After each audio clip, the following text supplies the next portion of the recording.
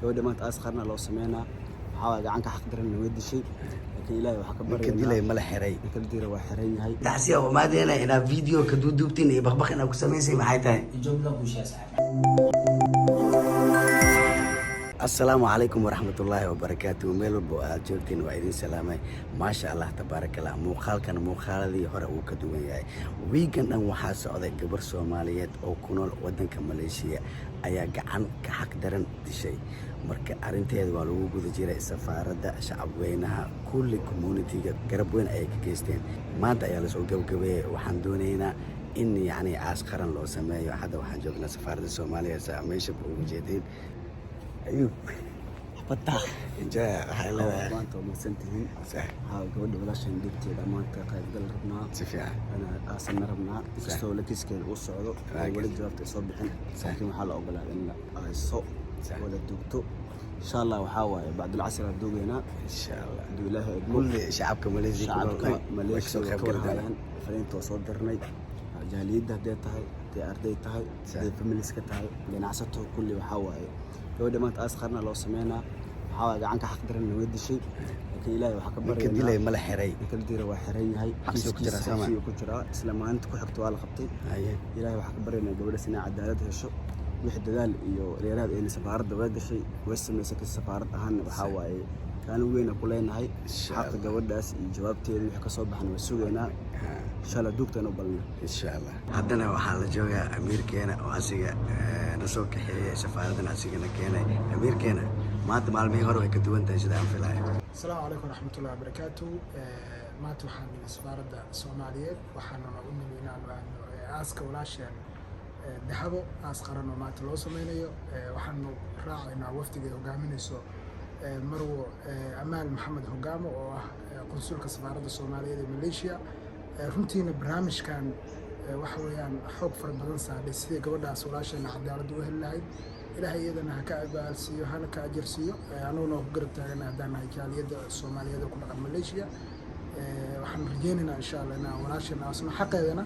aan u raadino iyadoo ay hogaaminayso safaaraddeena ummadda Soomaaliyeed iyo marwa amaan insha Allah laba sac in ka badan aan ka maqanaay waa isla imaanay laakiin wixii meesha ku hayana arkaan wallahi sanadkan joogo TikTok beel wala kii waxa suxumaa wariyaa idinka kaaliya meesha taxsiya oo maadeena ina video ka duubtin iyo baqbaq ina ku sameysay maxay tahay joogla ku sheesay hay meel walba joogo ya enjoyalkana waa inaan enjoy ka dhignaa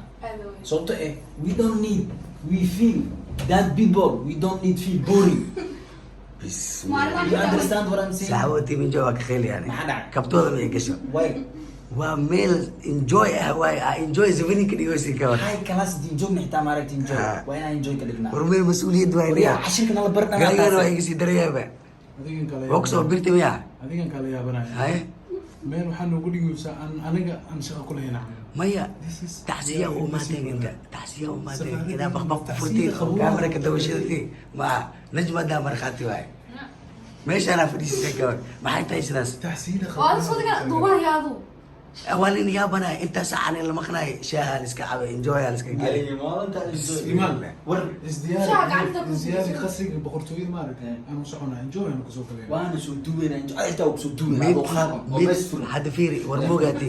meedkii ah oo maada in la duuga in la soo duugi laga soo laabta ka war ben دافنا enjoy now saxaw ma saxan soo kacnin kasi enjoy sagaalkii wallahi meesha enjoy iska gashana ma saxan soo kacnin wartaga waya 2 hours later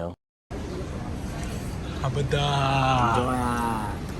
ما شاء الله تبارك الله ساكا waxaa ogeedeen in yani safaaradda aan wada joogno aan u soo baxnay anagoo dhameystiran tiimkeena oo idin in aan ka wada qayb galno walaasheena geeridii ku timid naxdinka ahayd aaskeeda maanta uu dhacay haddana suurtagali weysay in maanta qabrigeeda la geeyo horena waxaan usoo gelinay in maanta ay dhaceyso laakiin wax walba umuurta Allah subxaanahu wa tacaala ayaa ka weyn siihayaha safaaradda marwa amaal ayaa inoo sheegtay in aaska barito si rasmi ay u dhaceyso haddii ilaahay idmo sababa jira awgeeda ayay noogu faahfaahisay waxaan halkan karaala gelinaynaa dad walba oo isku diyaariyay inay ka qayb galaan aaskaasi haddana waxaan ku wareejinayaa amiirkeena Mr. Shahdoon dawna nolle soo idin sheegay walaalkeen maanta aaskii waa baaday runtii aas qaran baa rabnaa u sameeyno waxaan uga mahadcelinayaa jaaliyadda Soomaaliyeed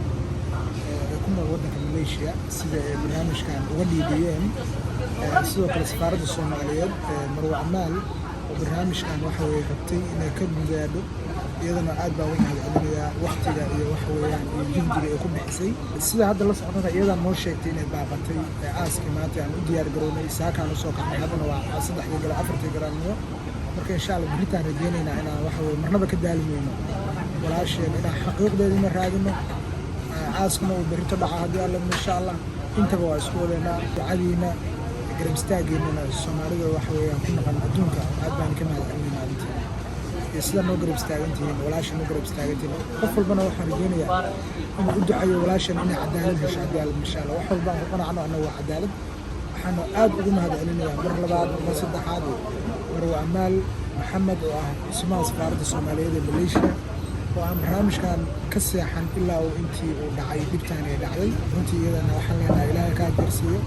kule dee waxaa gudanaysaa waajib qaran baa gudanaysaa aad baan u mahadsan tahay adiga iyo dhammaan diblomaasiyiinta hawsha kula wadana asalaamu calaykum السلام الله عليكم ورحمة الله وبركاته وسلامتين دمان أصحاب الحرم لبنا نولي مبرادة ريال إنجوي وحيد لنا ورت وقت بيتاها إذا سامر كورة عركتن وحوا هذا وحن جبنا مخايا جبنا سأمير كين إذا شيء ريال إنجوي ماتا ومباخنة صوبتنا إنا الإذين بدوكي أو ملنا وحوا عرين جرت أو بيدا باقتي مرك الحمد لله وحوا وحي صداه آخر كجرا marka bariitana waan soo kici doonaa insha Allah hooshayna meesha aan sii wadi doonaa sidoo kale halkan waxaan ugu mahad celinayaa sihayaha safaaradda Marwa Amaal Maxamed waxa ma sha Allah tabarakallah maanta waxa waqti qurux badan aan isla qaadanay sidoo kale waxa si enjoyna ma inuu soo weeysi waxaan leenahay thank you so much anagu guud ahaan aniga ahaanba team enjoy ahaan waxaan ku leenahay Amaal enjoy thank you so much waqtiga quruxda badan iyo dhiirigelinta quruxda badan aan nasiisay maanta waxaan dhigi karaa anaga hurdada maanta aan soo kacnay muku qasaayo faa'iido badan aan helnay waxaan ka helnay dhiirigelin qurux badan waxaan ka helnay waqti qurux badan aan wax aan ku faa'iidno taasina waxaad ka helaysaa qof bini'aadanimada wax ka yaqaan qofka markuu madax yahay aragtay dadkiisa oo dadka wax uu yahay waqtigu siiya waqtigu la qaataa qofkaas waqtigu ku siinaayna waa qof qaali كسايو ضدنمada naxariistii bini'aadanimada mas'uulnimada thank you so much marka Amaal awaalkaaga ma gudi karno maadaama aad sikinka quruxda badan aad nasiis marka enjoy الحمد لله السلام عليكم ورحمة الله وبركاته عادي أدبر وسلامتين وعليهنا ملك استوات شوكتان الحمد لله ما تسأل كيسان دور ميلود هنا سكوسو مرني ما أنتو كلينا دور مقال أيرنا قصو عرفتين وولي ببليس كل الدنيا هاي ugu dambeyn waxaan farinaa maqaaxi aan qada ahaan aan soo doonanay inkastoo hamigeenu ahaa maanta inaan ka qayb qaadano walaasheena dahabo aaskeeda maadaama maalmo ka hor ay dhimatay geeridaasna ay ahayd gacanka xaq daran ay dishay dhab ahaantii familkeeda oo dhan halkaan ugu tacsiinayaa waxaan leeyahay samir iimaan Allah idinka siiyo ayadana jannatul firdaws ilaaha geliyo insha Allah waxaan halkaan ugu mahad celinayaa si special ahaan safaaradda Soomaaliya iyo community-gaan ku leenahay dalka Malaysia oo waliba gudoomiye u yahay walaalkeen soo xasuusi oo walibana kaalin weyn ka qaateen in maanta anagu dhan aan isku qiimaano balse meeshan suuragelin inaan aasno walaasheena maanta oo khamiis ay tahay waxaana dib loogu dhigay arrimo jirta awgeeda mana la sii fogeenin beri ayaa laga dhigay si walaalay ay sheegeen Amiir Saadoon iyo Real Enjoy mahad celinta gaar waxaan u wadaa walaasheena marna konsuliyadeena sihayaha safaaradda walaasheena Marwa Amaal waxaan leeyahay aad iyo aad ugu mahadsan tahay sida quruxda badan maanta aad qayb uga qaadatay soo dhaweynteena iyo isdhexgalkeena iyo isbarashadeena maanta waan iga mahad celinaynaa adiga iyo shaqaalaha safaaradda oo dhan war badan hama bulsha la dhahay maanta xaaladaasi ayaa dhacday beritoole ayaan rajaynaynaa inaan si nidaam aan uga qayb qaadano aaska walaasheena dahabo insha Allah idinkana waxaan idinkaga baahannahay ducada